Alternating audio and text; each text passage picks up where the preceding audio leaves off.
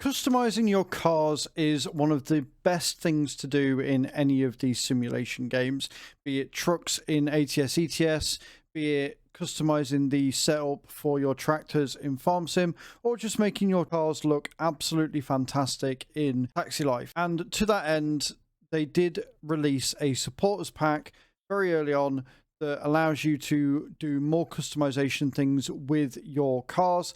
And I want to take a look at this today and really show you what you can do, what I like, what I really don't like, and what things I'd like to see added in the future.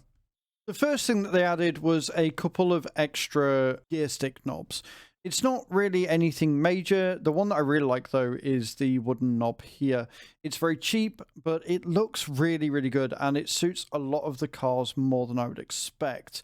You also get, I think, the tennis ball and the football, I think, were the ones that you got with it, because it comes with the basketball as standard. One thing I would like to see an inclination of, like you get on Farm Sim and ETS, is an indication of which one is DLC and which pieces are base game.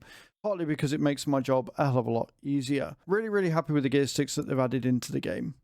The second interior item that they added was some of the dashboard decorations. Namely, you get the sunglasses, you get the hat, you get the extra cup, and you get the hula girl, and you get the cab. These are really cute. I don't quite get the mug, but I really like the hula girl, and I really like the taxi cab as well.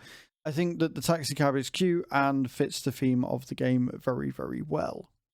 Outside decorations, and possibly the most sort of value proposition of the DLC, is you get like 16 extra paints. A lot of them are just variations in different colors of one design, but it still adds a lot to the game. My favorite is, unsurprisingly, the checkered cab. I think it looks really good and actually works really well on the vintage DLC as well.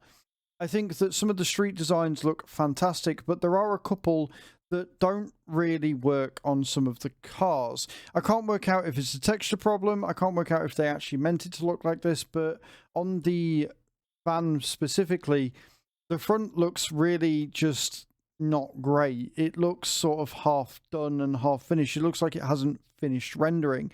It's a nice idea what they've done with the paint down the front of it, but it just doesn't look good, and I really don't like them as a result. I'm happy to say, however, that the rest of them, the mosaics especially, look really, really good. This one is probably one of my favorite. This one's really cool as well. And then finally, you get the pearlescent changing color sort of glowy paints that look really, really cool. I think this one looks really nice as well, with the different sort of shades that you get in the oranges and things. It looks really, really nice. Again, it is just that sort of style, but different colors. Honestly, for the price of the DLC and what you get with just the paints alone, I would say it's worth it. I do wish that they would maybe change these just a touch, because it just looks not great.